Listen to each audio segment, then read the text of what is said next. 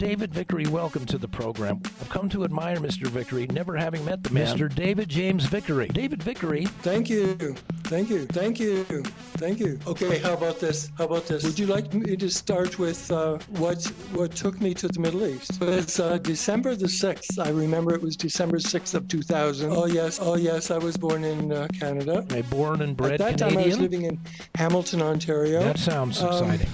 Someone sent me an email link to an article on Indie Media, the Indie Media website. An Israeli woman, actually, posted an invitation, come and join a march in support of Palestinians during Ramadan, marching from the Bethlehem area during Ramadan to pray. And she's still my friend. She's an Israeli woman.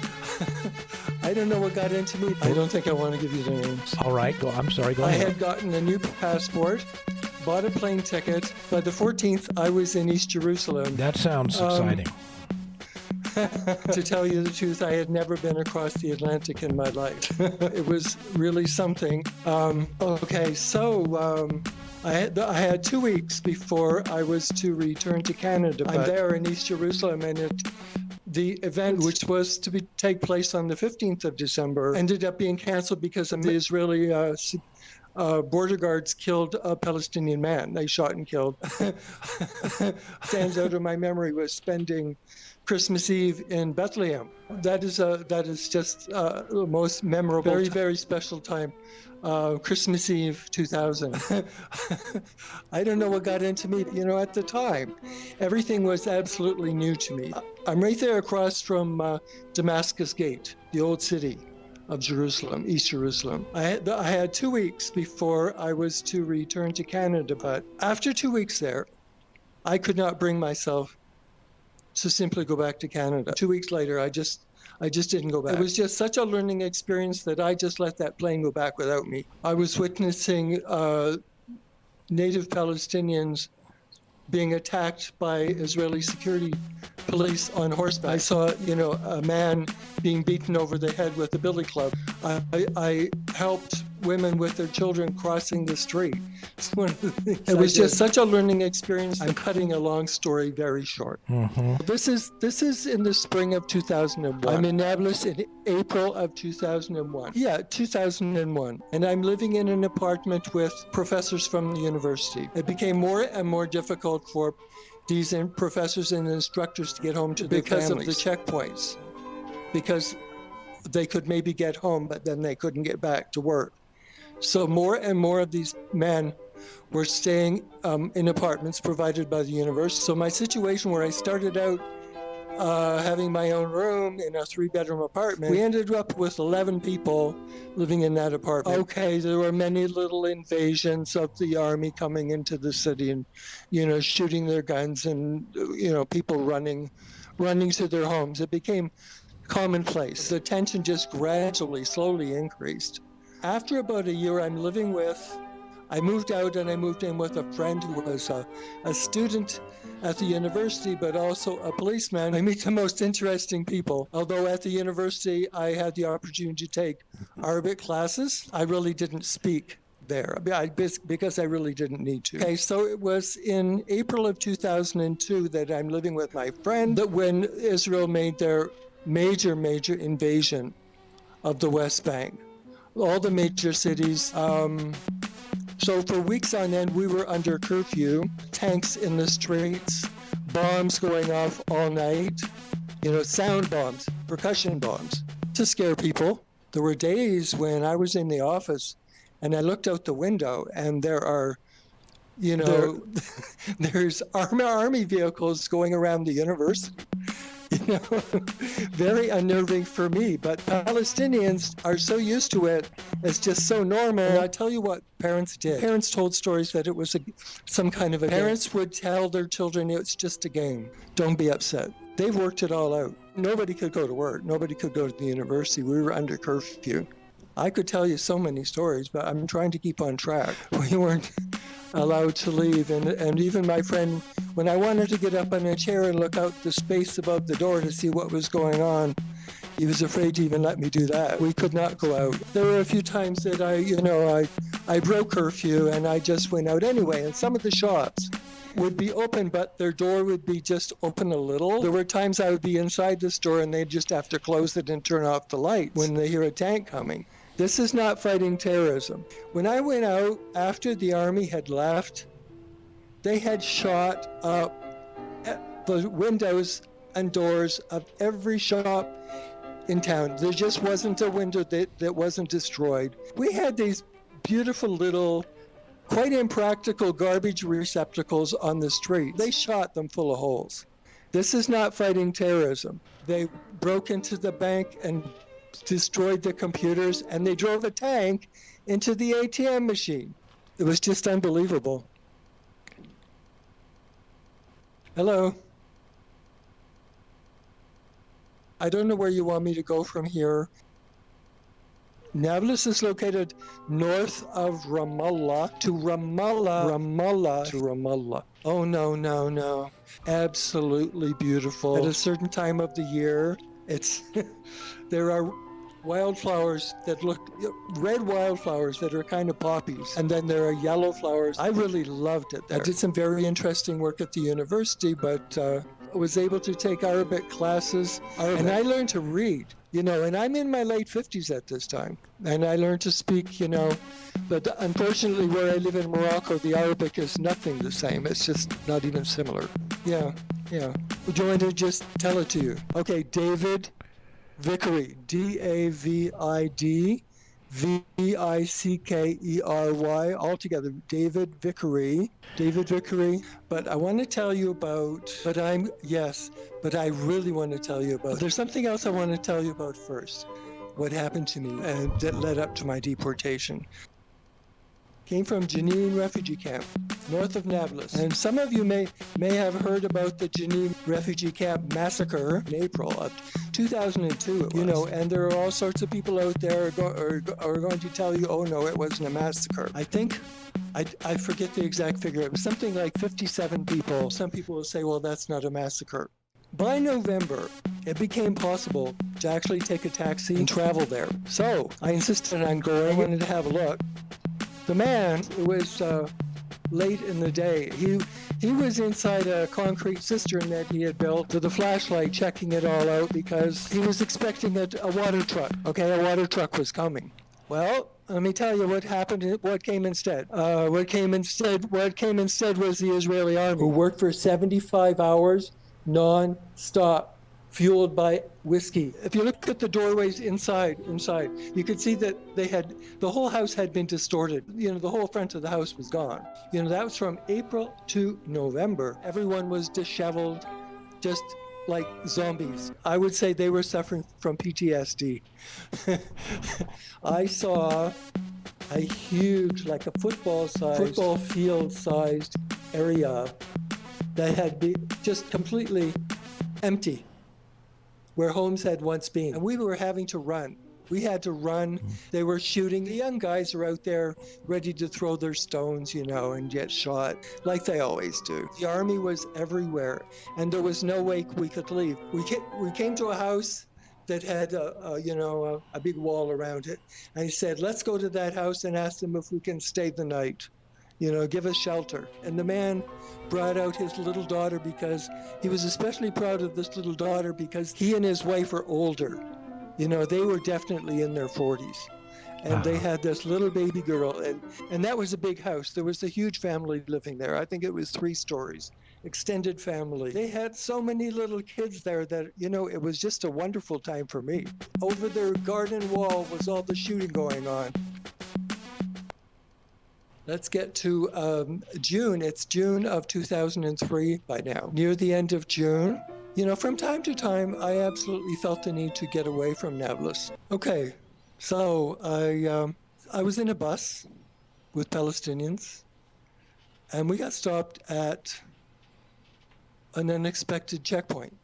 They took one look at my passport and saw my visa stamp, and immediately took me. Left me sitting there in the hot sun for hours, made to sign a statement, and I told them the exact truth.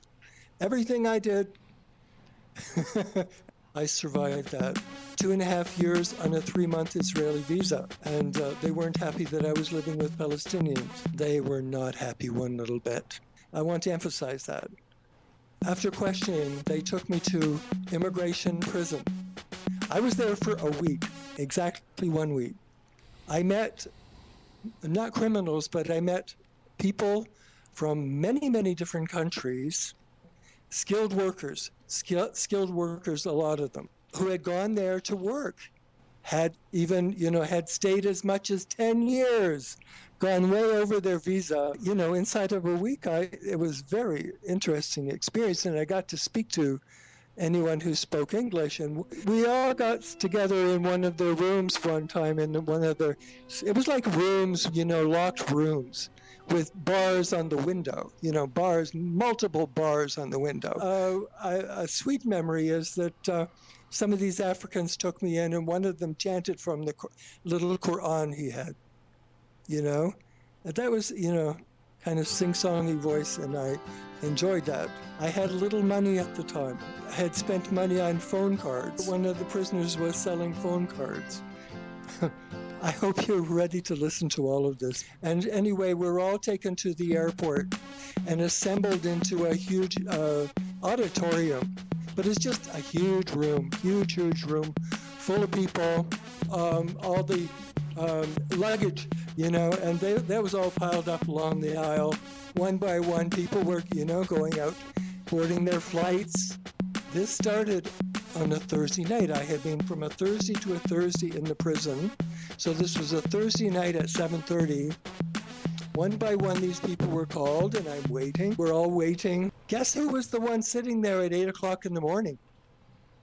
I was left sitting there. I was the last one sitting there. They took me to a cell where I stayed for until Sunday. Isolation cell. I got fed, but I was completely alone. For like 2 days, they kept interrupting. They wanted to check my luggage for one excuse or another, and I got no sleep. And then in the morning, they took me to a plane, and I got on the plane, and here I'm thinking I'm going to Canada. I'm being deported to Canada. Guess where I landed? Jerusalem. I landed in the No, I landed in the Czech Republic. No. So I saw Prague from the air. Then I'm on another plane, and everything is really normal after that. Everything was perfectly fine. When I landed in Canada, I had to change my shekels into dollars, and I managed to get to a friend's place. But it was tremendous. It's just tremendous because of the lack of sleep. But I can tell you, once I landed in Canada, I couldn't stop talking. I just wanted everyone to know. Well, I wanted to talk about everything. At the time especially, I thought it was also really, really interesting, and I sure wanted to talk about it. But you know what I found among Canadians? They weren't terribly interested. But I can tell you in Canada, did you hear? I think people are becoming less afraid to speak out. They believe what they see on television and read in the newspapers. We're getting close to the line here. And I think we really can't go there, can we? Somehow you made me remember an old woman I met on the plane when I was flying over. When I originally went in 2000, I was on the plane flying from Toronto, going to Tel Aviv. And I'm sitting beside this elderly woman, and we got to talking, quite friendly. And she warned me, David, change your plans. Just go and have a holiday. So you know what? You can be an Israeli, or you can visit Israel as many times as you like. You don't really know. Like one time I was in Ramallah, I had to go to Ramallah, and I'm walking through a neighborhood I'd never been before. I'm walking past a man working in his garden. Beautiful rose garden. Old man working in his rose garden, and he could see me admiring his roses. So what did he do? He cut me a most beautiful and gave me a rose, for God's sake. When I was deported, I was banned from Israel, from entering Israel. And you can't go to Palestine without going through Israel. I'm sitting there in Canada, and I'm making plans. I want to go to another country. Because to tell you the truth, I wanted to live in another Muslim country. So I chose Morocco. I chose Morocco absolutely arbitrarily because I'm an observer of people. Some on an online travel forum, somebody suggested Taroudant. So this is where I am. This is where I came on May the 2nd, 2009. Taroudant. Taroudant? Taroudant. Taroudant, Morocco. Taroudant, I really have no clue. Anyone who's listening can, it's Taroudant, and if you have internet, you can get pictures.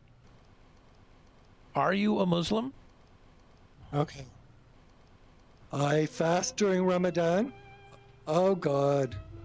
When I was a kid, we were forced to go to Sunday school. And, and I really can't say we were a Christian family. It's just that we were checked out to go to Sunday school so Mom and Dad had some time alone together. And, I think I learned a hell of a lot. I really did. I went to church when I got older. Yeah, and I do have a pretty good handle on what Christianity is supposed to be. I don't know. I don't pray. I can say the words that you say when you declare that you are a Muslim. That's easy enough to say. But because I wasn't raised in the culture, I really... the Moroccan dialect of Arabic, that's all I speak here. I never speak English. Darija, which is what they speak. Now, there are a few words here and there that are the same as what I heard in Palestine, but nah. So I fast during Ramadan. I break the fast with people I know. I'm accepted here. I'm surrounded by Muslims. There are no other foreigners that I know of that live all year round here. There are some French who actually come and go, who come and stay for a while and leave, but they don't really integrate the way I have. People, a lot of people who don't know me greet me in French, and I have to, but I can make myself understood. Taroudant. Taroudant? Taroudant, I really have no clue. I don't spend all my time at home. I'll sit in the cafe and I just watch people just going about their ordinary lives. Well, I hope you will recommend to your listeners that they come to Morocco on holiday. It's absolutely laid back. A scuffle might break out between teenagers, huh? And I think it's beautiful. Yeah, it's like that. Okay, bye. Bye, it's been fun.